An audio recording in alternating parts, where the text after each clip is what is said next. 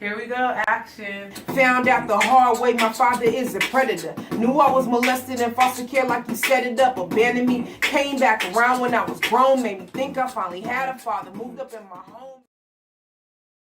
So, Keyanna, I just want to say thank you for inviting me yesterday to the anti-Trump, anti-rape protest. Like, to be able to stand out there with other survivors and then hear your story and just how you got everybody to connect and get together. I just really appreciated that. Oh man, most definitely. I had to invite you because you got a lot of survivors coming together on one network, and it's really empowering the way that people are finding each other through you. So yeah, we found each other through my movement. Right, so, right. Yeah. I reread the story that you submitted to me a couple months ago, and everyone that heard it, they wrote back and they just loved how deep the meaning and the words that you used to tell your story was. And so I wanted you to share your story because in foster care, they make it seem like, foster care, you're going to be safe if you go there.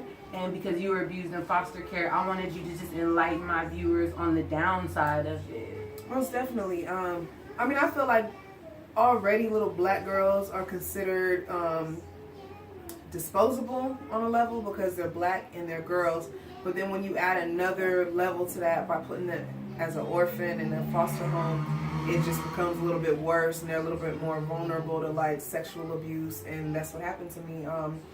I was abused on a daily basis by my foster brothers, and then eventually my foster father. And it just came to be like a survival thing that before I was allowing my foster father to molest me, I was having to ask the other kids at school to share their lunch with me.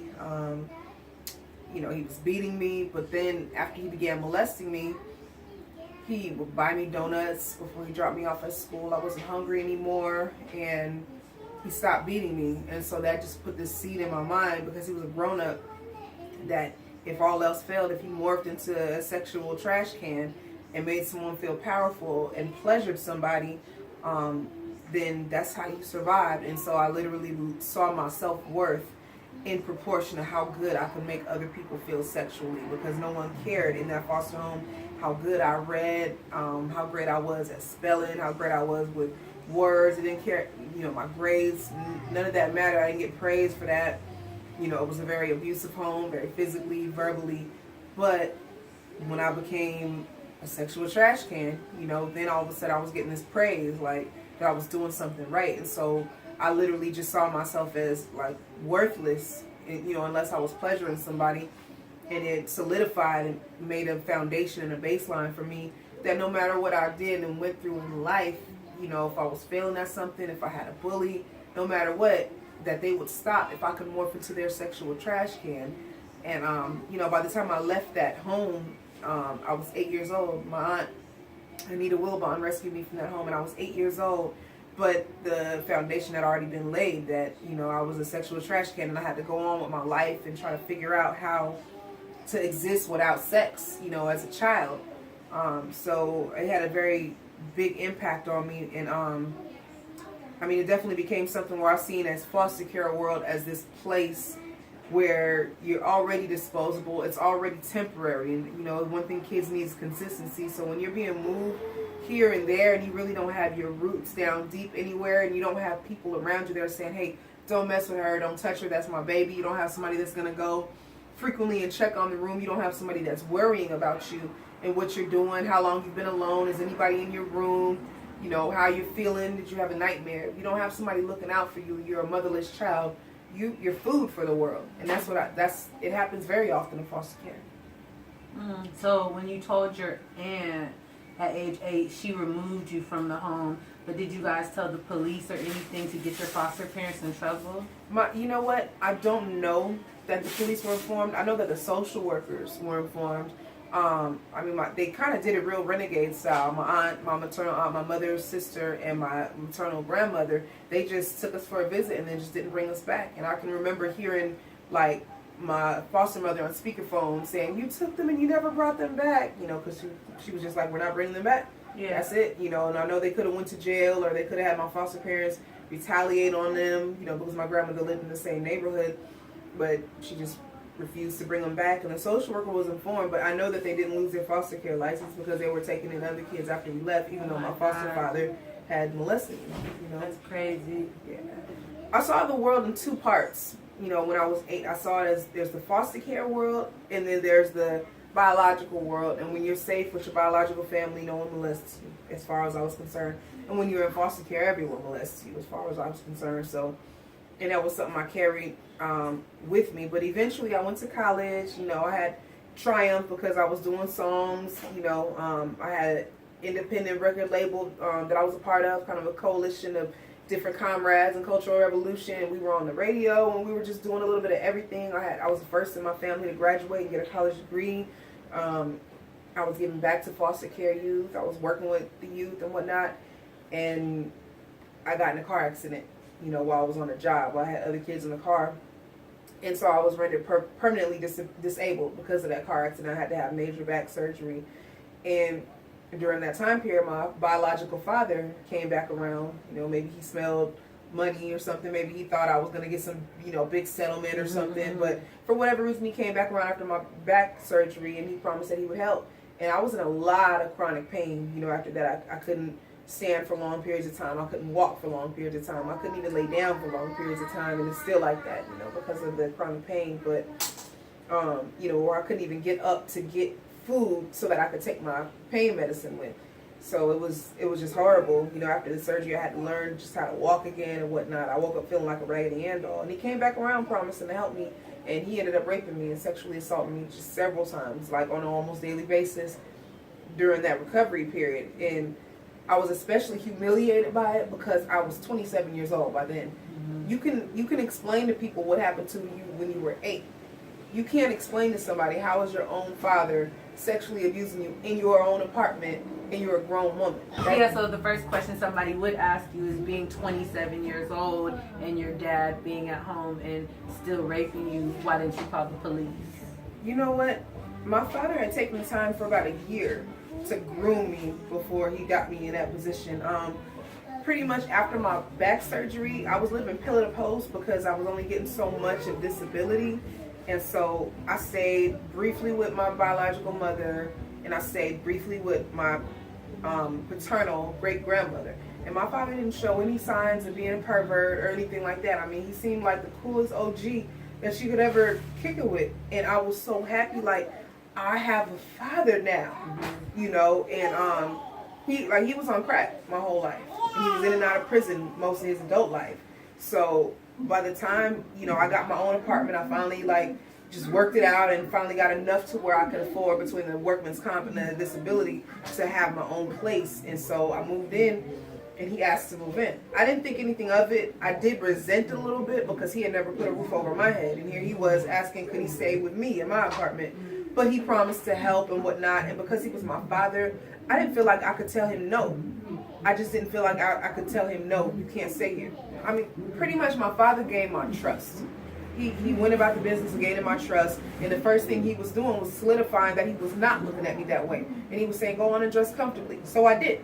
I would wear shorts, like loose-fitting shorts and tank tops and stuff, because I had a lot of scar tissue. I couldn't even wear jeans anymore after my back surgery because I have scars on my back, and, they cut me in my back and my front. So then after that, it was just compliments that made me feel uncomfortable and made me wonder, do other girls' fathers compliment them like that? I had nothing to measure it against. I never had a father before, so I didn't know.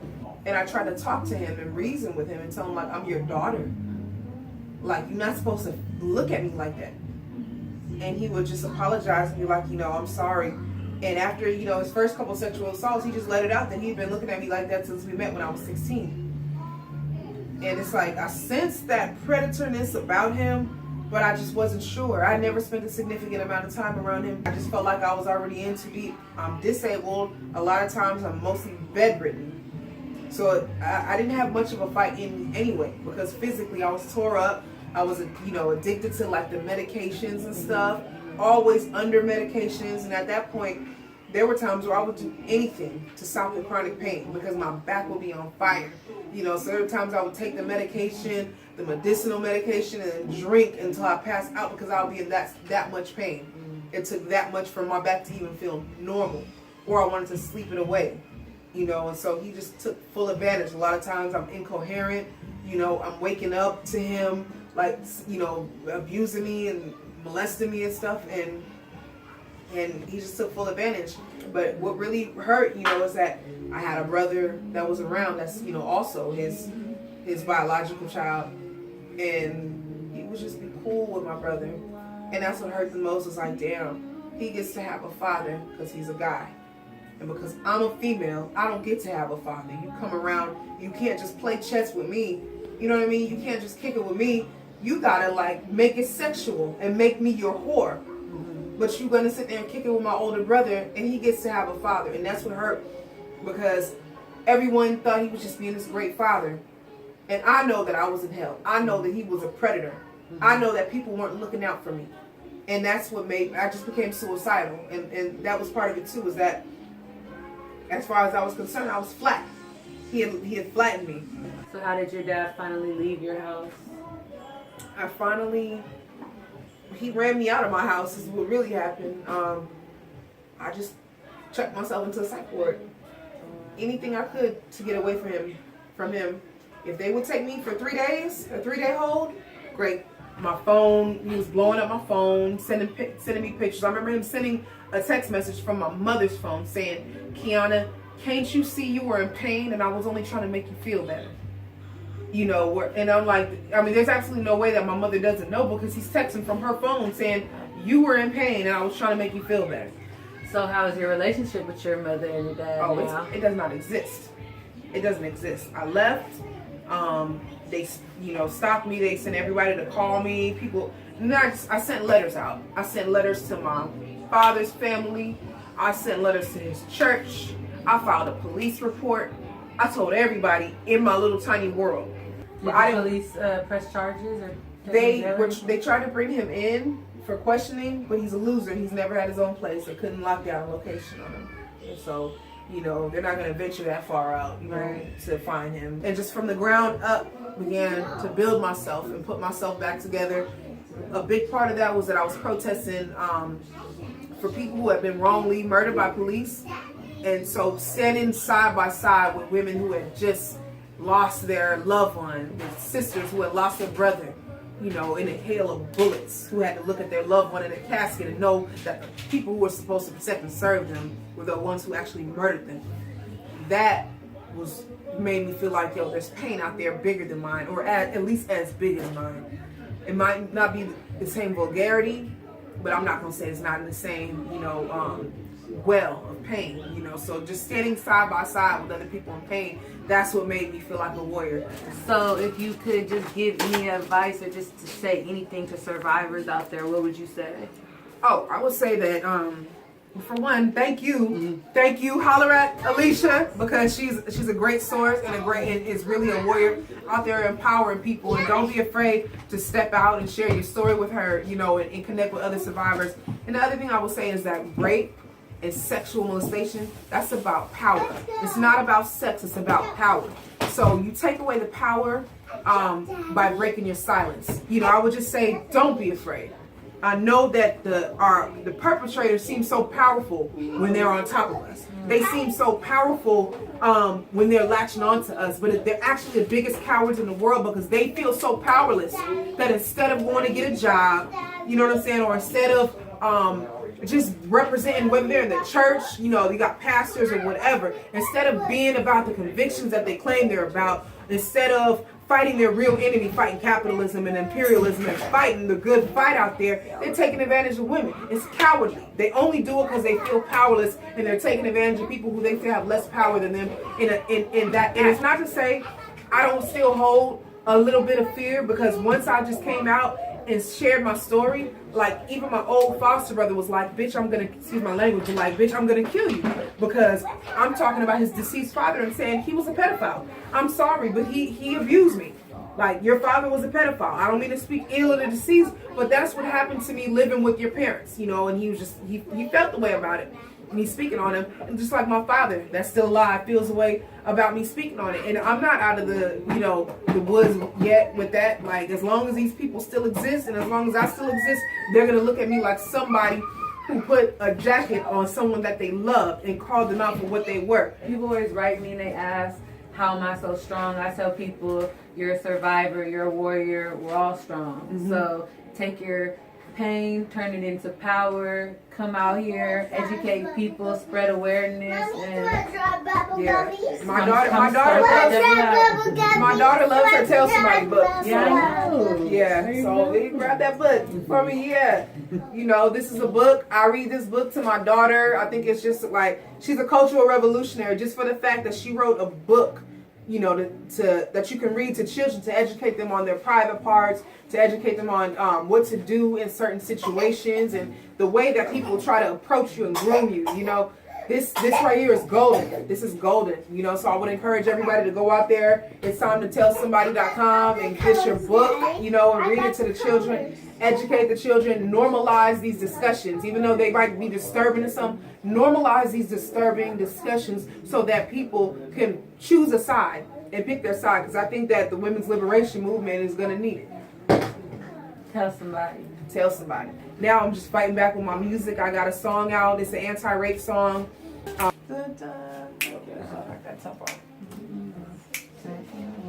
Yo, check. Wish I could put the metal to your melon, splatter you and never be a felon, but you deserve to die slow. I know a bullet is too merciful. Wanna make your murder more personal? Take a fucking axe to your jugular, leave your bloody head on your mama porch. Better yet, torture you with a torch, dismember you slowly.